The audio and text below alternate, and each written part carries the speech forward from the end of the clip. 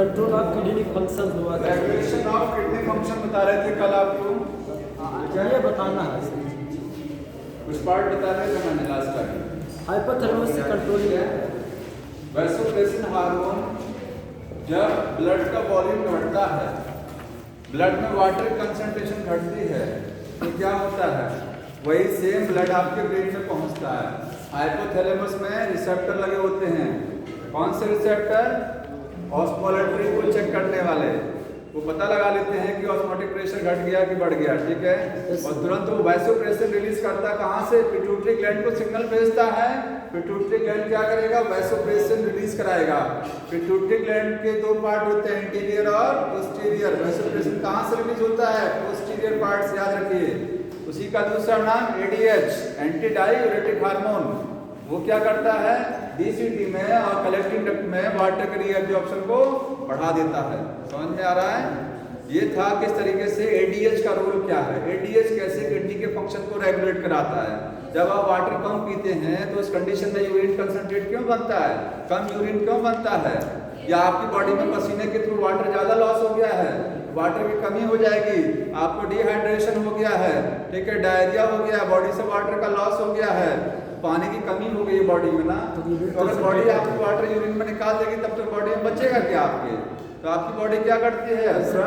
ADH hormone का secretion increase कर देती है इस कंडीशन में, ताकि बॉडी में वाटर जो है यूरिन में कम जाए, सेलेक्टिव एब्जॉर्प्शन बढ़ जाए। कहाँ से? डीसीटी से। समझ में आ रहा है? Yes sir. अगला है रास सिस्टम। एक सिस्टम और है, ये भी क्या करता है? ये भी आपकी बॉडी में वाटर के रीअब्जॉर्प्शन को बढ़ाता है, ठीक है। मतलब वाटर की कंसंट्रेशन आपकी बॉडी में ये भी मेंटेन रखने का काम करता है। रास सिस्टम बोलते हैं, बहुत इंपॉर्टेंट है ये। इसका फुल फॉर्म क्या है? Renin angiotensin, renin angiotensin, aldosterone, aldosterone, ठीक है, सिस्टम। एस का मतलब ये सिस्टम यहाँ पर समझ में आ रहा है? सिस्टम। ये क्या चीज है? ये भी किडनी के फंक्शन को रेगुलेट कराने वाली एक मैकेनिज्म है। इसमें 3 हार्मोन इन्वॉल्व हो रहे हैं। कौन से हार्मोन? 3।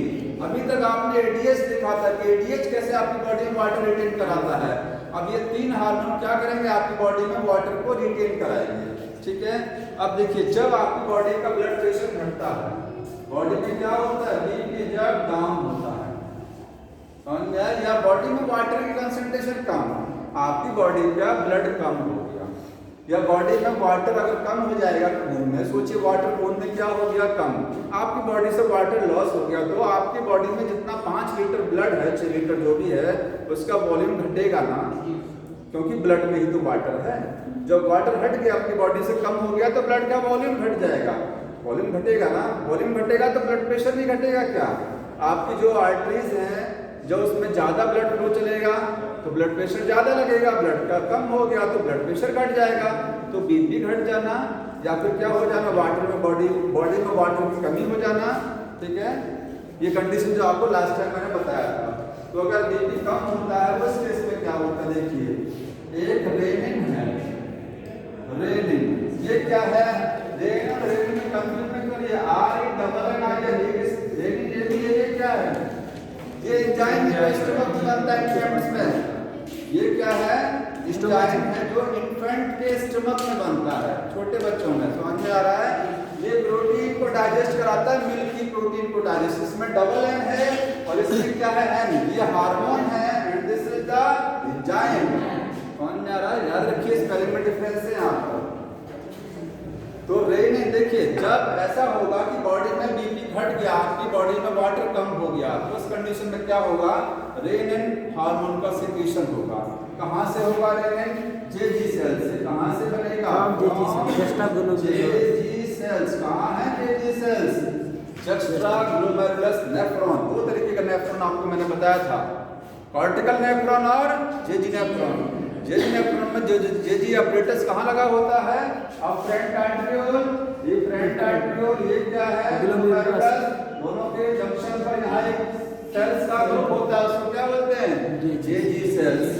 समझ में आ रहा है? यहीं पर होती है ये जेजी न्यूरॉन्स को, जेजी नेफ्रॉन में होता है, सारे नेफ्रॉन में नहीं है। कौन सा नेफ्रॉन? जस्ट्रा ग्लोमेरुलस नेफ्रॉन में मिलेगा आपको एपरेटस। तो जेजी एपरेटस में जेजी सेल्स होती है, वहां से क्या रिलीज होता है? Rennin hormone. ये हार्मोन क्या करता है? ये हार्मोन देखिए यहाँ पर ऐसे लिखिएगा, इस पूरा स्टेप जब बीपी क्या हो जाएगा? लो हो जाएगा, तो क्या होगा? रेनिन रिलीज होगा। कहाँ से रिलीज होगा? जेजी सेल से। ये क्या करेगा?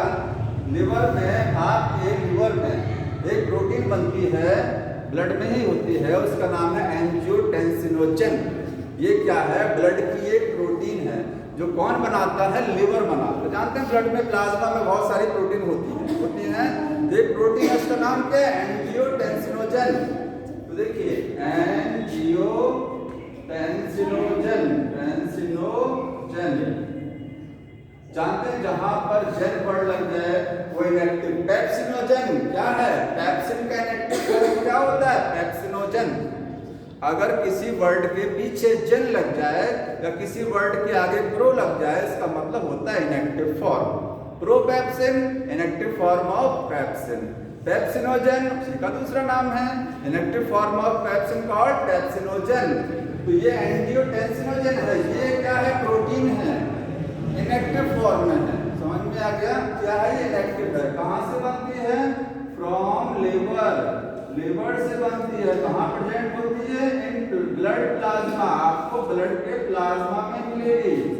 ध्यान से समझिएगा, जब आपकी बॉडी का बीपी घटता है, ब्लड में पानी की कमी होती है, तो वही ब्लड आपकी बॉडी में कहां पहुंचता है? किडनी में पहुंच रही है। ये जी यहाँ से रिलीज होगा, ये बनेगा रेनिन, और यहाँ से क्या बनेगा? लिवर से एंजियोटेंसिनोजन। ठीक है, अब ये रेनिन क्या करेगा? इस एंजियोटेंसिनोजन को कन्वर्ट करेगा एंजियोटेंसिन फर्स्ट। ये क्या है? This is the hormone. ये क्या है? हार्मोन है। मतलब एंजियोटेंसिनोजन किसमें कन्वर्ट हो गया? एंजियोटेंसिन फर्स्ट में। ये क्या है? हार्मोन। ये प्रोटीन किसने कन्वर्जन कराया? रेनिन ने। रेनिन की वजह से तो बदला ये। अब ये अभी हार्मोन इतना स्ट्रॉन्ग नहीं है, ये हार्मोन फिर से कन्वर्ट होता है। देखिए पूरा सीक्वेंस समझते हैं, एक बार फिर से बता देंगे। ये कन्वर्ट हुआ एंजियोटेंसिन सेकंड में कन्वर्ट होगा। ये भी क्या है? हार्मोन है। ठीक है, ये कन्वर्जन किसकी वजह से होता है? एंजाइम की वजह से होता है। किससे होगा? एंजाइम। एंजाइम कहां से बनेगा? फ्रॉम लंग से बनेगा। कितने बॉडी के ऑर्गन देखिए इन्वॉल्व हो रहे हैं? किडनी इन्वॉल्व हो रही है, लिवर इन्वॉल्व हो रहा है, लंग्स इन्वॉल्व हो रही है। समझ में आ रहा क्यों हो रहा है ये सब? आपकी बॉडी में वाटर की कमी हो गई है, तो यूरिन में पानी को कम भेजना है, यूरिन को गाढ़ा कर देना, कंसंट्रेट कर देना, किसी तरीके से। समझ में आ रहा है? कितना झंझट इसलिए हो रहा है। ये हाँ एंजाइम का नाम क्या है? एंजाइम है, कोई पर्टिकुलर नाम नहीं, कोई जरूरत नहीं है आपको लिखने की। ठीक है, एंजाइम डाल लीजिए, कोई एंजाइम है इसमें जो लंग से बनता है, जिसमें कन्वर्ट कर देता है। समझ में आ रहा है? ये कन्वर्जन हो गया, जो भी एंजाइम होगा कन्वर्जन हो गया ये। अब ये क्या करेगा? एंजियोटेंसिनोजन सेकंड, ये क्या करेगा? ये सारा काम अब ये करेगा। सर एंजियोटेंसिनोजन को एक्टिव कौन करता है? एंजियोटेंसिन रेनिन लिखा ना, इसको रेनिन पैरो लगाए, ये रेनिन हार्मोन इसको एक्टिव करेगा। समझा? जेडी सेल से जो बना, मैंने एरो लगा दिया है, ये एक्टिव होगा इसमें, किसकी मदद से? रेनिन से। ये इसमें बदलेगा, एंजाइम बनेगा। कहां से बनेगा? लंग से बनेगा। ठीक, अब जब ये बन चुका है, अब ये क्या करेगा? देखिए इसके काम क्या है। पहले तो ये जाएगा, क्योंकि ब्लड में है ना, ये कहाँ है? ये ब्लड में है, तो ब्लड आपका ब्रेन में तो पहुंचता है सेम ब्लड। ये हार्मोन ब्लड में है, कहाँ पर है? ब्लड में चल रहा है। ये सीधे हाइपोथैलेमस में जाएगा, हाइपोथैलेमस, और हाइपोथैलेमस में जाकर के आपके थर्स्ट, प्यास को बढ़ा देगा। जानते हैं जो थर्स्ट का सेंटर होता है या हंगर, भूख का सेंटर होता है, कहाँ होता है? हाइपोथैलेमस में होता है। समझ में आ गया? आपको प्यास भूख कहाँ से लगती है? हाइपोथैलेमस से कंडल होती है। तो ये तुरंत जाएगा एंजियोटेंसिन सेकंड कहाँ जाएगा? हाइपोथैलेमस में, ब्लड के रास्ते मूव करेगा, वहां जो थर्स्ट का सेंटर है उसको एक्टिवेट करा देगा और आपको प्यास लगेगी। मतलब आप वाटर पिएंगे तो आपकी बॉडी वाटर मेंटेन होगा। दूसरा काम कहाँ से हो रहा है? किडनी पर काम होगा। ठीक है। वाटर की कंसंट्रेशन बढ़ा देना, एक तो आपको थर्स्ट बढ़ा दिया, आप पानी पी लेंगे, और दूसरा क्या, यूरिन में जो वाटर बनना चाहिए, यूरिन में जो वाटर रिलीज होना चाहिए उसको कम कर देगा, तुरंत उसको घटा देगा, ठीक है। तो ये दूसरा काम कहाँ पर इसका देखिए। इसके बाद जितनी आपकी आर्टरीज होती हैं, आर्टरीज को क्या कर देगा, कॉन्स्ट्रिक्ट कर देगा, कॉन्स्ट्रिक्ट का मतलब समझ रहे हैं, आर्टरीज को सिकोड़ देगा। जब आर्टरीज सिकोड़ जाएंगे सोचिए बीपी बढ़ेगा कि नहीं बढ़ेगा, बीपी घट कम था ना, कैसे बढ़ेगा, आर्टरीज का मतलब ब्लड वेसल्स, यहाँ आर्टरीज सीधे ब्लड वेसल लिखिए, ब्लड वेसल्स, जो ब्लड वेसल्स होती हैं उनको क्या कर देगा, कॉन्स्ट्रिक्ट का मतलब सिकोड़ देगा, नैरो करा देगा, और बीपी बढ़ जाएगा। समझ में आ रहा है, जब आपकी ब्लड वेसल नैरो हो जाएंगे तो बीपी बढ़ जाएगी। पानी पाइप में पानी बह रहा है, पाइप को प्रेस कर दीजिए, फोर्स बढ़ जाएगा, उसी तरीके से बीपी क्या हो जाएगा, बढ़ जाएगा, इंक्रीज कर जाएगा। यहाँ पर बीपी मेंटेन हो जाएगा, बीपी इंक्रीज हो जाएगा। एक काम और करता है, देखिए दो चीजें यहाँ से रेनिन समझ में आ गया, रेनिन का काम, ये एंजियोटेंसिन दिख रहा है आपको, ये एंजियोटेंसिन है, एंजियोटेंसिन दिख रहा है यहाँ पर, ये दोनों एंजियोटेंसिन है, बन गया, बचा क्या, एल्डोस्टेरोन। दो हार्मोन का रोल आपको दिखा दिया मैंने, एक हार्मोन कौन सा बचा है, एल्डोस्टेरोन। ये एंजियोटेंसिन सेकंड जो है ये सीधे जाएगा, एड्रेनल ग्लैंड कहाँ होती है बताइए, किडनी के ऊपर लगी होती है कौन सी ग्लैंड, एड्रेनल ग्लैंड, ठीक है। उसमें कॉर्टेक्स और मेडुला उसके दो पार्ट होते हैं, जैसे किडनी के दो पार्ट है, कॉर्टेक्स और मेडुला। तो यहाँ पर ये एड्रेनल ग्लैंड है, एड्रेनल ग्लैंड, ठीक है। ये हार्मोन एड्रेनल ग्लैंड में जाएगा, वहां से रिलीज होगा क्या चीज, वहां से एल्डोस्टेरोन को रिलीज कराएगा, एल्डोस्टेरोन। तो तीसरा हार्मोन देखिए ये एल्डोस्टेरोन, समझ में आया, ये कहां से रिलीज हुआ है, फ्रॉम, लिखेंगे from cortex of adrenal gland, adrenal gland जो है उसके कॉर्टेक्स वाले बाहरी हिस्से से रिलीज हो रहा हार्मोन। ये क्या करेगा हार्मोन, ये सीधे किडनी पर काम करता है, कहाँ काम करे, किडनी, किडनी में जो डीसीटी वाला पार्ट होता है, डीसीटी समझ रहे हैं ना, डीसीटी कौन सा वाला हिस्सा, देखिए इस तरीके से, ये हुआ डीसीटी ना, और ये क्या हुआ, कलेक्टिंग डक्ट, डीसीटी और कलेक्टिंग डक्ट में सोडियम के एब्जॉर्प्शन को बढ़ा देगा, सोडियम के एब्जॉर्प्शन को बढ़ा देगा, कहां से, डीसीटी से, डीसीटी से जो आपकी जो ब्लड कैपिलरीज इसके चारों तरफ होती हैं उसमें डीसीटी से कलेक्टिंग डक्ट से सोडियम का रीअब्जॉर्प्शन बढ़ा देगा, मतलब आपके ब्लड में सोडियम की कंसंट्रेशन बढ़ जाएगी। समझ में आ रहा है, किसकी कंसंट्रेशन, सोडियम, नमक बढ़ जाएगा। तो ये क्या करेगा, increase reabsorption of sodium Na+, कहां से, from DCT and CD collecting. देखिए जो पिछली बार मैंने हार्मोन बताया था आपको, वैसोप्रेसिन हार्मोन एडीएच, वो वाटर को रीअब्सॉर्ब करा रहा था, कहां से, डीसीटी से और सीडी से। ये क्या करा रहा है, सोडियम को रीअब्सॉर्ब करा रहा है। जब आपके ब्लड में सोडियम की कंसंट्रेशन बढ़ जाएगा, नमक जब ब्लड में आपके बढ़ जाएगा तो वाटर तो अपने आप चला आएगा, जहां नमक ज्यादा होता है वाटर उसकी तरफ अपने आप चला आएगा, नेबरिंग सेल से, समझ में आएगा, आसपास जहां वाटर होगा तुरंत खींच करके ब्लड में आ जाएगा। तो ब्लड में जब सॉल्ट बढ़ गया, Na+ बढ़ गया, तो तुरंत वाटर अपने आप बढ़ जाएगा। वहां क्या था, पिछले वाले को केवल वाटर मूव कराता था, जो कौन सा हार्मोन था, एडीएच, वैसोप्रेसिन को वाटर के रीअब्जॉर्प्शन को बढ़ाता था। इसने काम सबका वही है, ये सोडियम के रीअब्जॉर्प्शन को बढ़ा रहा था, सोडियम बढ़ जाएगा तो अल्टीमेटली वाटर बढ़ जाएगा, ब्लड में सोडियम ज्यादा हो जाएगा तो अपने आप वाटर खींच जाएगा, समझ में आ रहा है। तो काम सब वही हो रहा है। तो यहाँ पर क्या होगा, ब्लड का वॉल्यूम बढ़ जाएगा, मतलब H2O, वाटर की कंसंट्रेशन इन ब्लड इंक्रीज कर जाएगी और ब्लड वॉल्यूम बढ़ जाएगा, और ब्लड का वॉल्यूम बढ़ गया तो बीपी बढ़ गया। देखिए क्या हो जाएगा, बीपी फिर बढ़ जाएगा, समझ में आया, बढ़ने का मतलब नॉर्मल हो जाएगा। यस सर, ठीक है, तो समझ में आ रहा है।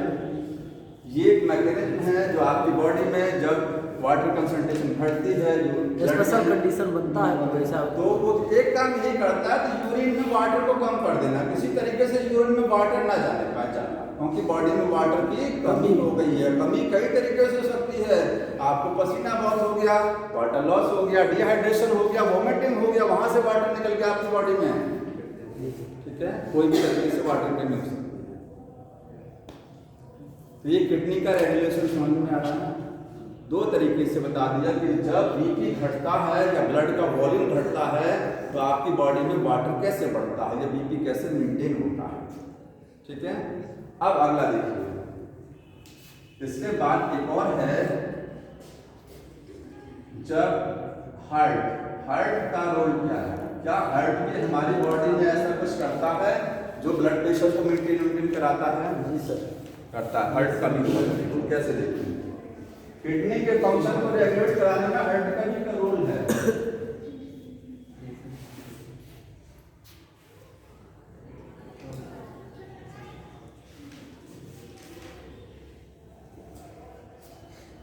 हार्ट जस्ट अपोजिट काम करेगा। वहां 2 केसेस में बीपी घट रहा था, अब क्या होगा, बीपी अगर बढ़ गया, अगर बीपी बढ़ गया तब क्या होगा? तो देखिए, अगर बीपी बढ़ गया, ब्लड प्रेशर अगर इंक्रीज कर जाएगा तो क्या होगा? जानते हैं जब बीपी बढ़ेगा तो वही ब्लड, आपका खून आपके हार्ट में वही तो जा रहा है, हार्ट में लगातार ब्लड जा रहा है, बीपी हाई हो गया तो हार्ट में जो एट्रियम होता है, क्या होता है?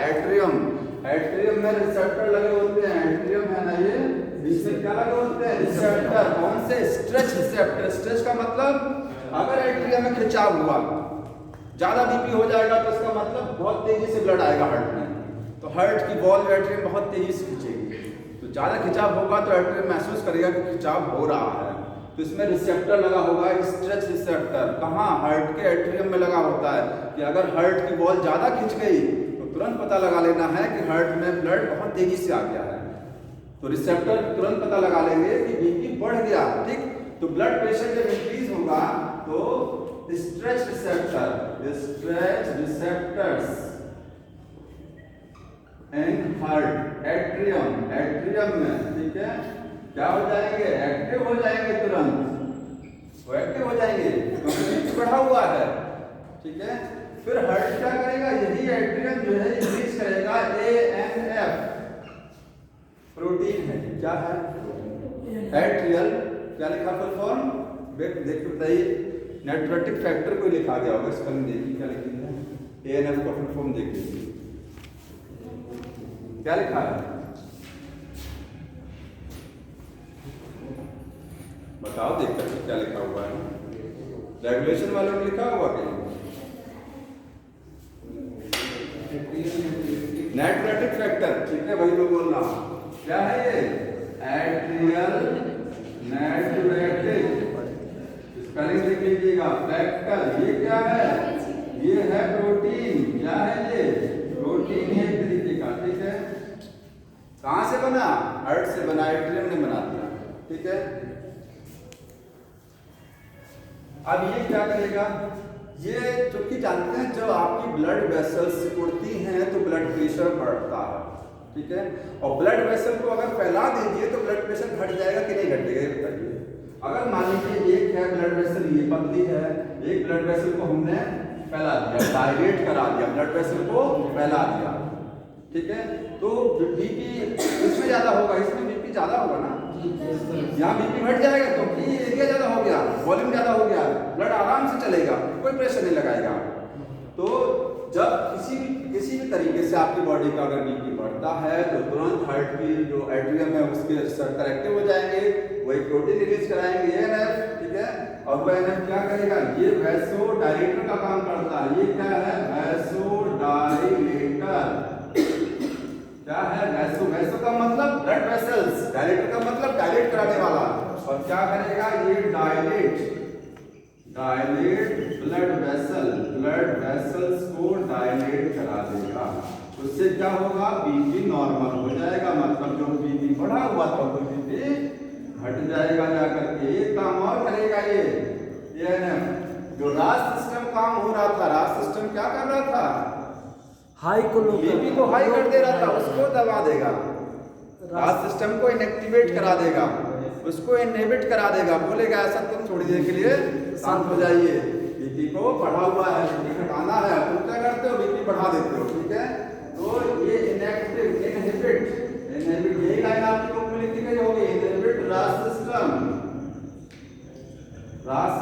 इसमें ऐसा सिस्टम है ही है, ठीक है, समझ में आ गया? लिख लीजिएगा सिस्टम। इनहिबिट रास कर दो। हाँ, रास होता है इसमें, ठीक है। तो इसको इनहिबिट करा देंगे क्योंकि ये बीपी को बढ़ाता है, तो ऑलरेडी बढ़ा हुआ है, इसको तो इनहिबिट करना है, नहीं तो और बढ़ जाएगा बीपी। समझ में आ रहा है? तो इस तरीके से हार्ट किडनी का रेगुलेशन कंप्लीट हो गया। अब क्वेश्चन ये आता है कि अगर आपकी बॉडी में वाटर बहुत एक्सेस हो गया है, बहुत ज़्यादा वाटर हो गया है, कहाँ? ब्लड में बहुत ज़्यादा पानी पी लिया आपने, तो वैसोप्रेसिन हार्मोन का सिक्रीशन बढ़ेगा कि घटेगा? बताइए। वैसोप्रेसिन जिसको एडीएच बोलते हैं, एडीएच जिसको वैसोप्रेसिन बोलते हैं, इसका सिक्रीशन बढ़ेगा कि घटेगा? अगर आपने वाटर ज्यादा पी लिया है तो क्या होगा? घटेगा। ये क्या करता है? ये वाटर को यूरिन में घटा देता है, आपकी बॉडी से वाटर को कम निकालता है, वाटर लॉस नहीं होने देता, वाटर को खींच करके ब्लड में ले आता है। कहाँ से? किडनी से। समझ में आ गया? तो अगर ये बढ़ जाएगा तब तो और खींच लेगा, तब तो आपकी बॉडी में जो है ब्रेन हेमरेज हो जाएगा, क्योंकि वाटर जाने के अलावा वाटर उल्टा और रिटर्न हो जा रहा है। तो वाटर अगर आपकी ब्लड में ज़्यादा होता है बॉडी में, तो ये इनहिबिट हो जाता है, इसका सर्कुलेशन घट जाता है। समझ में आ गया? और बढ़ेगा कब? जब बॉडी में वाटर कम हो गया, ब्लड प्रेशर घट गया, क्योंकि वाटर कम होने का मतलब ब्लड का वॉल्यूम घटना, मतलब बीपी घटना। समझ में आ रहा है? सर एक रोग क्वेश्चन आता है। हाँ, एक रोग होता है, उसमें कहते हैं कि खून पानी हो जाता है, तो उसमें यही शायद कुछ रिलेशन। खून पानी हो जाता है, जैसे खून नहीं बन रहा है, पानी बन रहा है ज़्यादा। नहीं ऐसा नहीं। तो पानी जो पीते हैं उसका रीअब्जॉर्प्शन, मतलब उसको वो डाइजेस्ट ही नहीं होता, वो जा ही नहीं पाता यूरिन फॉर्म में, और ज़्यादा से ज़्यादा शरीर में पानी ही बनने लगता है। देखिए, वाटर जो आप पीते हैं, वाटर का एब्जॉर्प्शन पहले तो आपके इंटेस्टाइन से आपके ब्लड में होता है। आपके जो पानी पीते हैं वो कहाँ जाता है? इंटेस्टाइन से एब्जॉर्ब होकर ब्लड में जाता है। मान लीजिए एब्जॉर्ब नहीं हो पा रहा है, तो होगा क्या? वो अनडाइजेस्टेड फूड के साथ निकल जाएगा, तो फीसिस क्या हो जाएंगे? लिक्विफाई हो जाएंगे, फीसिस में वाटर कंटेंट बढ़ जाएगा। डायरिया में हिट होता है, डायरिया में जो फीसिस पास होती हैं डाइजेस्टेड फूड, उसमें वाटर कंटेंट बहुत ज़्यादा रहता है, वाटर का रीअब्जॉर्प्शन घट जाता है। लार्ज इंटेस्टाइन वाटर को रीअब्जॉर्ब कराती है ना? Yes sir. घट जाएगा वो। तो ये किडनी का रेगुलेशन कंप्लीट हो गया। आप कुछ देखिए, इसके बाद में हमको बुक दे दो, 1 मिनट।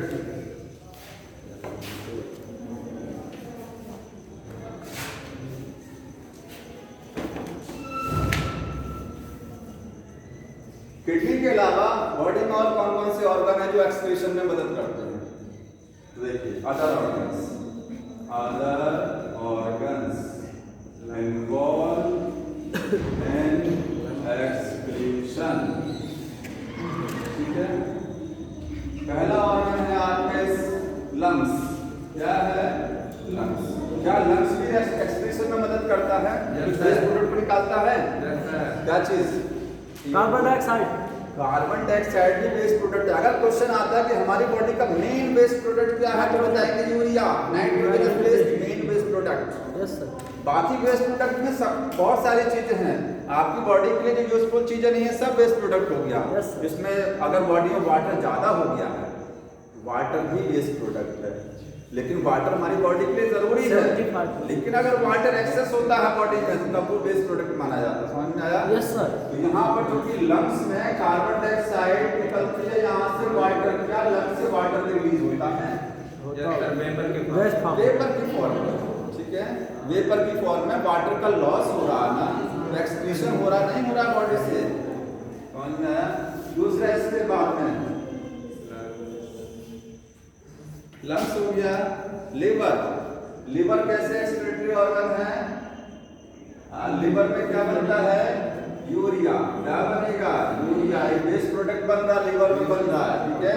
किडनी लीवर इसको फिल्टर कराने का काम करती है, बनता कहाँ से? लिवर से।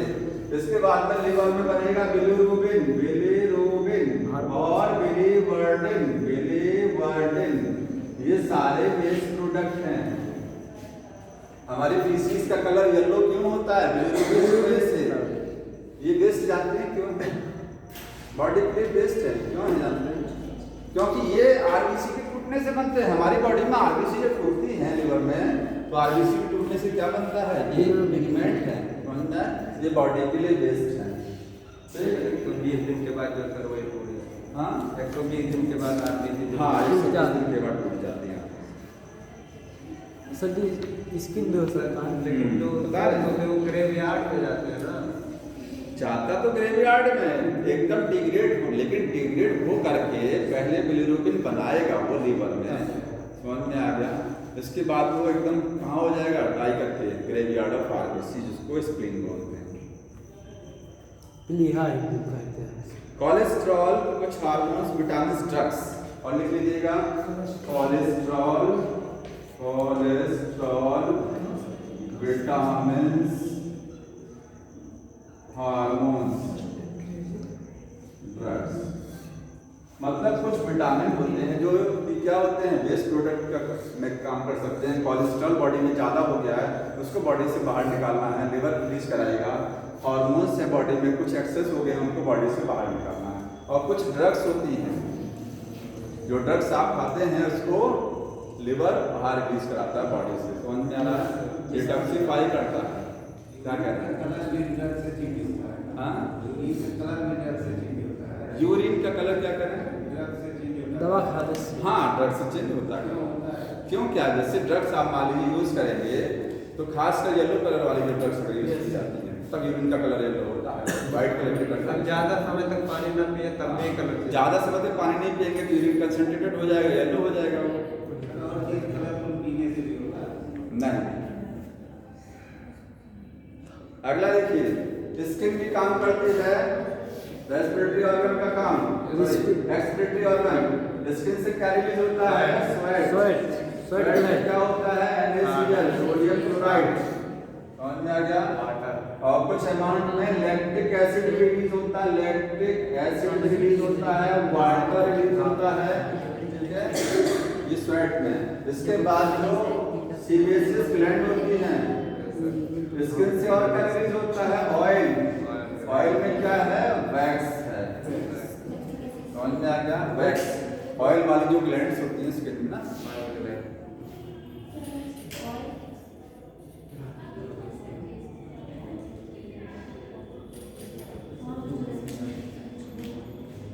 तो सर जब मार्केट में क्रीमें आती है उसमें ऑयल को उधर रिमूव करने वाला प्रोडक्ट रहता है ज़्यादा। क्या चीज़, ये सब क्रीम्स आते हैं मार्केट में। हाँ तो वो ऑयल ग्लैंड्स को ना जो है क्लोज कर देती हैं, बंद कर देती हैं, ऑयल रिलीज नहीं होता। वो सब नुकसानदायक है। ऑयल रिलीज होना चाहिए। यस। अगला देखिए, डिसऑर्डर ऑफ एक्सक्रीटरी सिस्टम। कौन कौन से डिसऑर्डर हैं,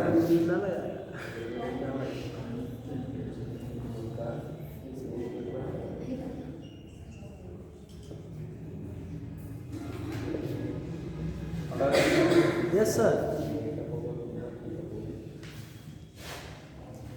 डिसऑर्डर का मतलब समझ लें, बीमारी से ध्यान नहीं दे रहे हैं, इधर देखो, बात नहीं कर रहे तुमसे क्या। डिसऑर्डर का मतलब कमी आ रही है, ठीक है। एक्सक्रीटरी सिस्टम से पहला डिसऑर्डर कौन सा हो गया, यूरेमिया। यूरेमिया का मतलब समझ रहे हैं, यूरिया का कंसंट्रेशन बढ़ जाना, ब्लड में आपकी यूरिया बढ़ जाना, ठीक। तो क्या होता है, यूरेमिया। क्यों होता है, एक कारण तो ये भी है कि वाटर कम पीना, पानी कम पिएंगे तो चूंकि वाटर के रास्ते यूरिया बाहर रिलीज होती है, वाटर कम पिएंगे तो यूरिया कहाँ जाएगी, यूरिन तो कम बनेगा, यूरिया आपकी बॉडी में इकट्ठी होती रहेगी, समझ में आ गया। या फिर किडनी फेलियर होता है तो यूरिया का कंसंट्रेशन बढ़ जाता है। सर आदमी किडनी जिंदा रह सकता है। हाँ, अब देखिए इसमें दूसरा डिसऑर्डर, तब तो उसमें सर यूरेनिमिया कॉमन रोग हो जाएगा। एक किडनी पे काम करेगा लेकिन लोड बढ़ जाएगा, बहुत दिन तक नहीं चलता है। रीनल कैलकुली, ये क्या है, किडनी का स्टोन। क्या है ये, किडनी स्टोन है, समझ में आ गया। किडनी में जब स्टोन बनते हैं तो इसको क्या बोलते हैं, रीनल कैलकुली। स्टोन किस चीज का होता है, कैल्शियम ऑक्सीलेट, कैल्शियम ऑक्सीलेट, ये क्रिस्टल होते हैं। कैल्शियम ऑक्सीलेट का क्रिस्टल होता है, समझ में आ रहा है। ये हो गया रिनकल। अगला है ग्लोमेरुलोनेफ्राइटिस।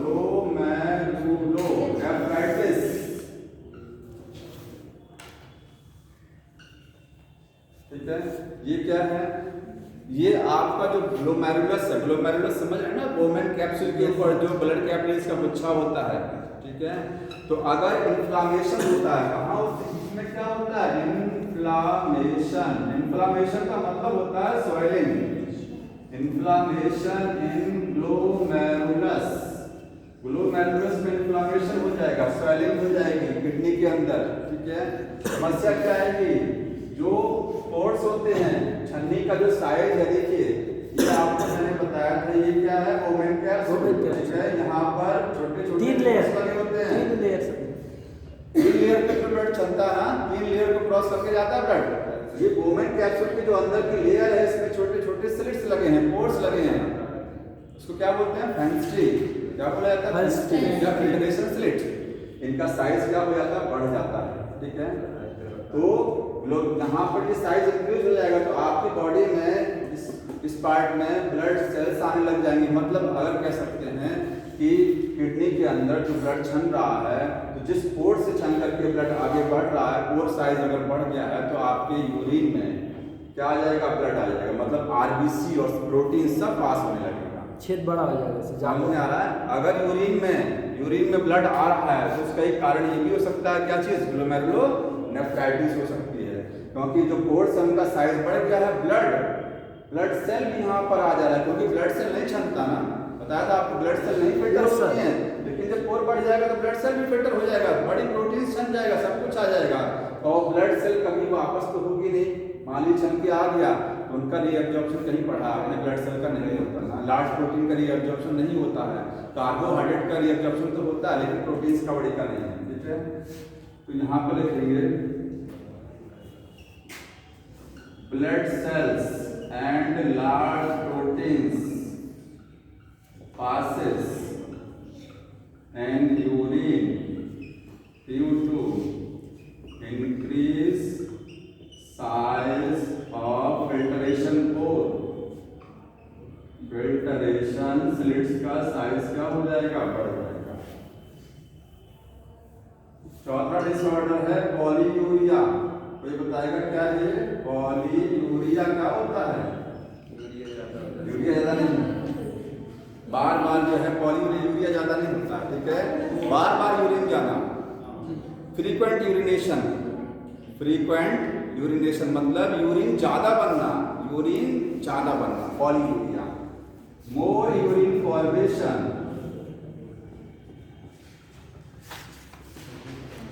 अगला है ओलिगोयूरिया। ओलिगो का मतलब समझते हैं, और जहां पर ओलिगोसैकेराइड पढ़ा, ओलिगो का मतलब होता है फ्यू, कुछ। तो ओलिगोयूरिया का मतलब लेस यूरिन कम बन रहा है। ठीक है, यहाँ ज्यादा बन रहा है यूरिन, यहाँ क्या कम। ठीक है, लेस यूरिन। तो अगर हम कहें कि यूरिन ज्यादा बन रहा है, तो आप कह सकते हैं कि यूरिन में वाटर ज्यादा हो गया, तभी तो यूरिन का अमाउंट ज्यादा हो रहा है। वाटर कंटेंट बढ़ गया यूरिन में, पानी ज्यादा हो गया, इसलिए यूरिन ज्यादा बन रहा है। ठीक है, और एक होता है 5 नंबर लिखिएगा, एन्यूरिया। एन्यूरिया का मतलब नो यूरिन ही नहीं बन रहा है। तो बाद में बढ़िया यूरिन बन ही नहीं रहा, यूरिन बनना ही बंद हो गया। एन्यूरिया कंडीशन समझ में आ रहा है? डायलिसिस बता रहे हैं, बताइए। किसी डायलिसिस को अलग से समझाएंगे। हो गया इतना डिसऑर्डर? Yes sir.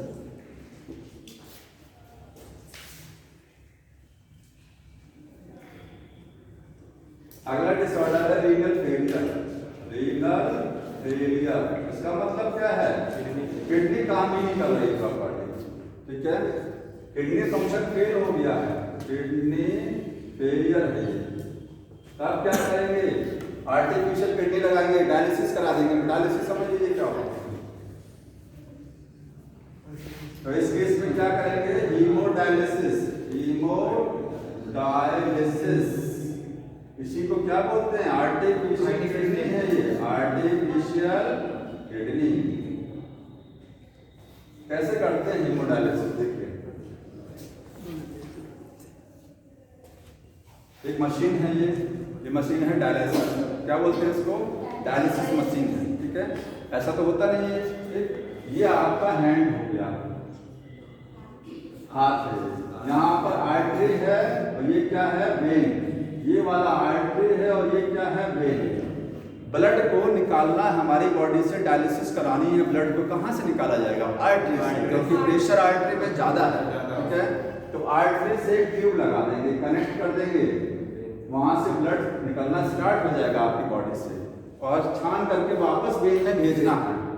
वेन्स के थ्रू भेजा जाएगा बॉडी में, आर्टरी में नहीं भेजेंगे, ठीक है। तो जब ब्लड को निकालते हैं तो पहले एक छोटा सा सिस्टम है यहाँ पर, ये टैंक छोटा सा एपरेटस होता है, ब्लड को पहले उसमें भेजते हैं, डायरेक्ट मशीन में नहीं भेजते हैं, ठीक है। यहाँ ब्लड को भेजा जाता है, कहाँ पर, ये छोटा सा एपरेटस लगा हुआ है।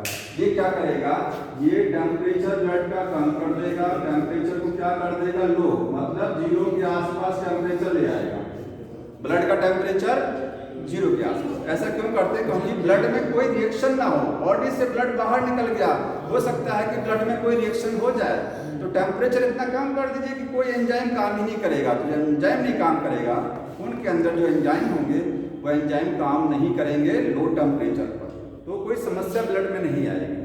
आपका ब्लड बॉडी से बाहर निकला है ना, तो ब्लड में कोई रिएक्शन चलेगा नहीं। समझ में आ रहा है। दूसरा काम करते हैं एक चीज और यहाँ पर, कि आपको हेपेरिन मिला देते हैं। क्या मिला देते हैं, मतलब एंटीकोएगुलेंट, सीधे लिखेंगे एंटीकोएगुलेंट। एंटीकोएगुलेंट का मतलब ब्लड को जमने से रोकना है, क्योंकि जानते हैं जैसे ब्लड आपकी बॉडी से बाहर निकला तुरंत जमेगा, तो कैसे केमिकल मिला दीजिए कि ब्लड को जमाने से रोक दे, वो यहाँ पर मिलाया जाता है ब्लड में। समझ में आया। इसके बाद अब इस ब्लड को भेजा जा रहा है, 2 चीज हो गया ना, ब्लड को टेम्परेचर लो दे दिया क्योंकि ब्लड में कोई एंजाइम काम ना करे, और ब्लड में एक एंटीकोएगुलेंट मिला दिया ताकि ब्लड जमे ना, क्योंकि बॉडी से बाहर निकलने पर वो जमेगा। अब ये ब्लड जमेगा नहीं, ठीक है। अब इस ब्लड को भेजा जा रहा है यहाँ पर, देखिए। अब इसमें होता क्या, मशीन में कुछ नहीं होता, ध्यान समझिए, मशीन में कुछ नहीं है। मशीन में सिलोफेन की ट्यूब्स होती है, सिलोफेन समझ रहे हैं ना आप, इस तरह की सेलुलोज की बनी ट्यूब्स होती है, सेलुलोज, ठीक है।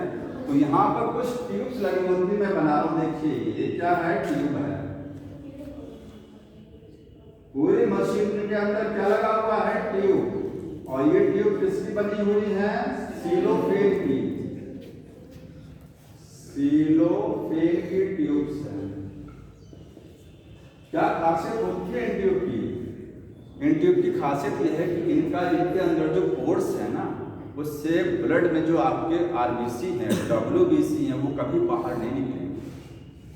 समझ लेना, जैसे आपकी बॉडी में जब किडनी में ब्लड छलने के लिए आता है, यहाँ पर जो कप लाइक स्ट्रक्चर है, और ये फ्रंट आर्टरी यहाँ ब्लड छलता है, तो क्या ब्लड में आरबीसी डब्ल्यूबीसी यहाँ आ जाती है, छन जाएगा तो काम खत्म। आरबीसी डब्ल्यूबीसी छलती नहीं है, क्यों नहीं छलती है, क्योंकि जो ब्लड कैपिलरी है, इनके अंदर जो पोर्स हैं, कैपिलरीज में जो छेद है छोटे छोटे, उनका साइज छोटा है, आरबीसी का साइज बड़ा है, तो कभी भी आरबीसी डब्ल्यूबीसी नहीं छलता है।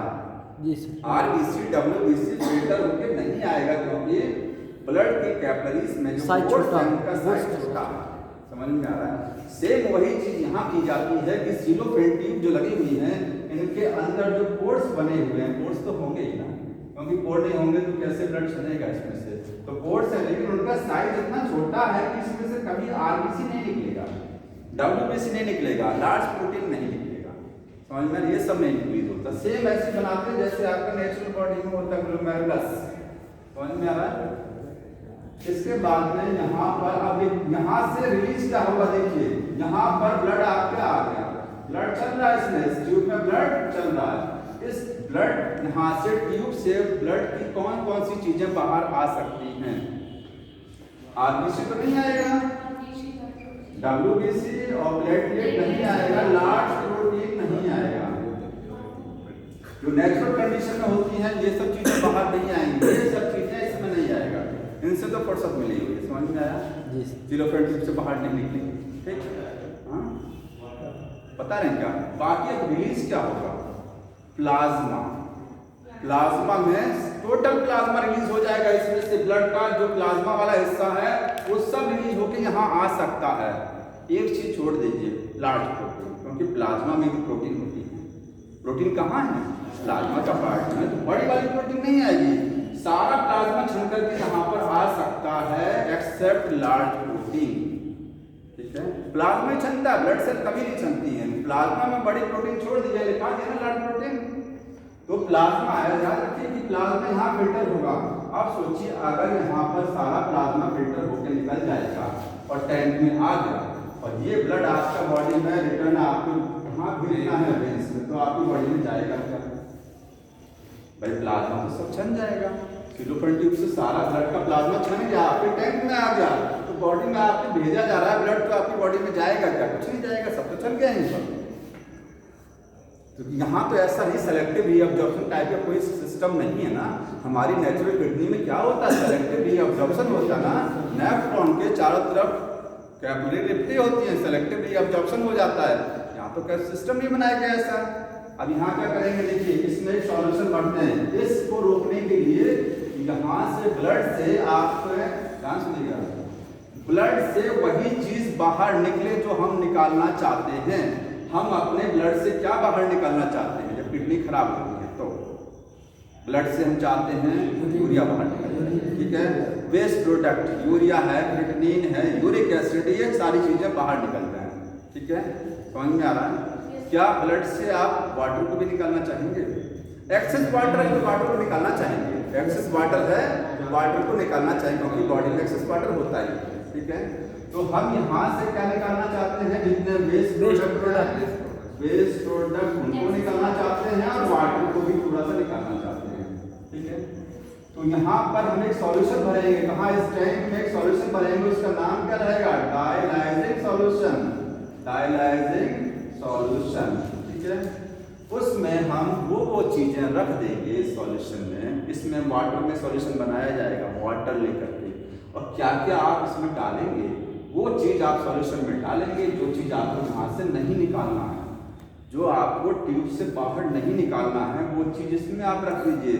अगर सोचिए हमको ट्यूब से ग्लूकोज निकालना है, अपने ब्लड में से ग्लूकोज को निकाल के यहाँ लाना है, हमको लाना है कि नहीं लाना है? बताइए कैसे लाना है?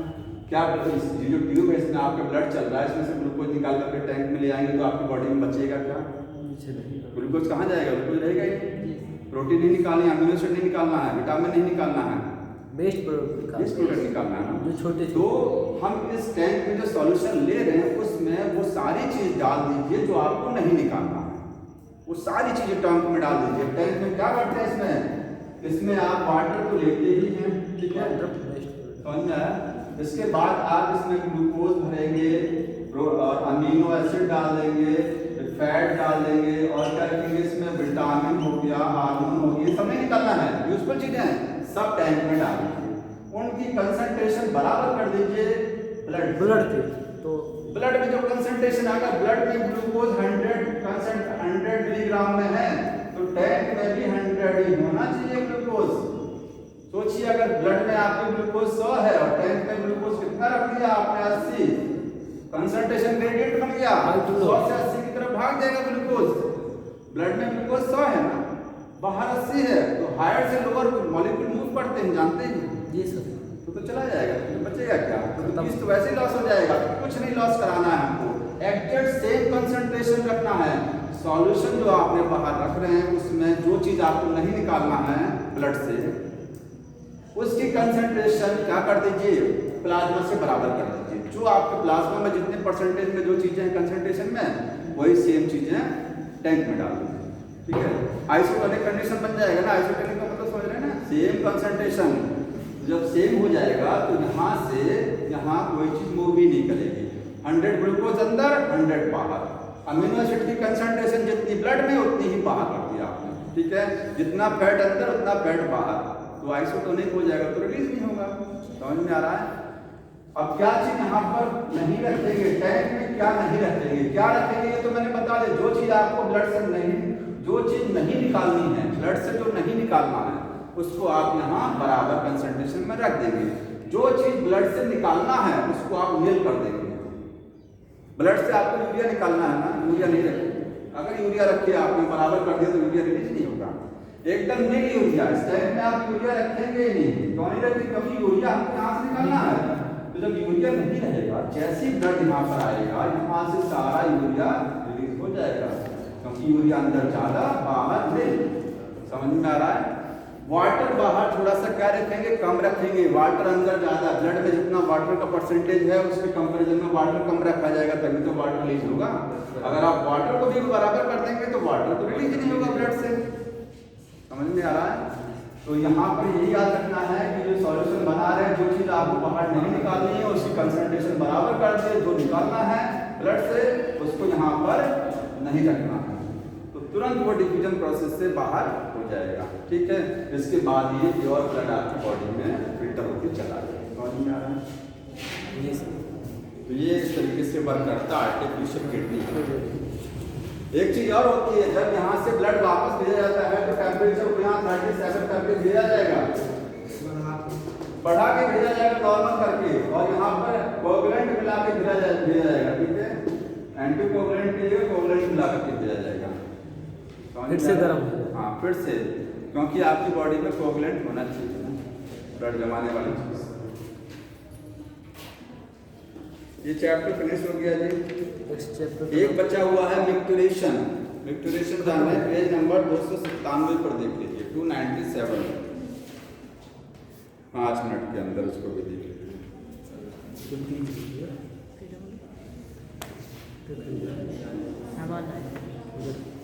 मिक्टुरेशन में बताएगा क्या है? यूरिनरी ब्लैडर से यूरिन का रिलीज होना ही मिक्टुरेशन होता है। यूरिनरी ब्लैडर से यूरिन का रिलीज होना, उसको क्या बोलते हैं? मिक्टुरेशन। कैसे यूरिन रिलीज होता है? तो यूरिन अपने आप रिलीज हो जाता है? नहीं, हमारी विल पर डिपेंड होता है ना, हम चाहेंगे तो यूरिन रिलीज होगा, नहीं चाहेंगे तो नहीं रिलीज होगा। स्फिंक्टर होते हैं दो, इंटरनल और एक्सटर्नल स्फिंक्टर होते हैं। एक उसमें से वॉलंटरी होता है, एक क्या होता है? Voluntary sphincter. जब यूरिन आपके यूरिनरी ब्लैडर में इतना ज़्यादा भर जाएगा, यूरिन बहुत ज़्यादा, तो आपकी इच्छा नहीं काम करेगी वहाँ पर, तब तो यूरिन अपने आप ही रिलीज हो जाएगा। ठीक है, बाकी नॉर्मल कंडीशन में हमारी इच्छा है कि हम यूरिनेशन कराएं ना कराएं, लेकिन एक लिमिट तक हम रोक सकते हैं उसको। लेकिन जब बहुत ज़्यादा यूरिनरी ब्लैडर भर जाएगा तो यूरिनरी ब्लैडर के अंदर स्ट्रेच रिसेप्टर्स होते हैं, वो तुरंत क्या हो जाते हैं? एक्टिव हो जाएंगे, और तुरंत वो ब्रेन को सिग्नल दे देंगे, और ब्रेन से क्या रिलीज होगा? केमिकल। ठीक है, मतलब न्यूरॉन्स के थ्रू मैसेज आएगा कहाँ पर? स्फिंक्टर के पास। स्फिंक्टर तुरंत खुल जाएगा अपने आप, आपके ना चाहते हुए भी स्फिंक्टर खुल जाएगा। ठीक है, क्योंकि यूरिनरी ब्लैडर बहुत ज़्यादा फिल हो चुका है। समझ में आ रहा है? तो मिक्टुरेशन का मतलब ये होता है कि release of the urine from the urinary bladder called micturition. ठीक, यहाँ देखिए लिखा है, कहाँ से कंट्रोल होता है? सेंट्रल नर्वस सिस्टम से यूरिन का रिलीज होना कहाँ से कंट्रोल है? ब्रेन से कंट्रोल है। ठीक है, सेंट्रल नर्वस सिस्टम।